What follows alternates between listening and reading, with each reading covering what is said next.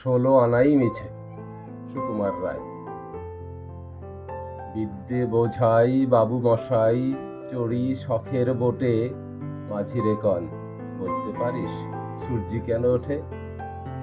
চাঁদটা কেন বাড়ে কমে, জোয়ার কেন আসে? বৃদ্ধ মাঝি অবাক হয়ে ফেলিয়ে হাসে।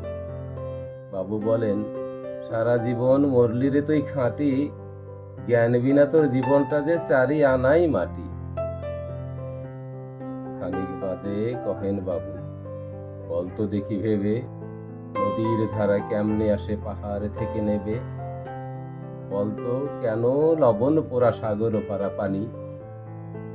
মাঝি সে কয়, আরে মশাই অত কি আর জানি। বাবু বলেন, এই বয়সে জানিস নেও তা কি, জীবনটা তোর নেহাত খেলো, অষ্ট আনাই ফাঁকি। আবার ভেবে কহেন বাবু, বলতো ওরে বুড়ো, কেন এমন নীল দেখা যায় আকাশের ওই চূড়ো? বলতো দেখি সূর্য চাঁদে গ্রহণ লাগে কেন? বৃদ্ধ বলে, আমায় কেন লজ্জা দেছেন হেন? বাবু বলেন, বলবো কি আর বলবে তোরে কি তা, দেখছি এখন জীবনটা তোর 12 আনাই বৃথা।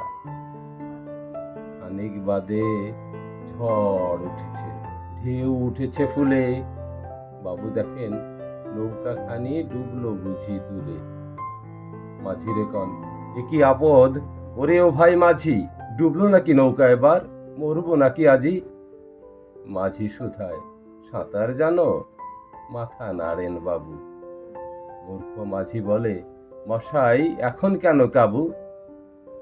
বাঁচলে শেষে আমার কথা হিসেব করো পিছে, তোমার দেখি জীবনখানা 16 আনাই মিছে। ধন্যবাদ।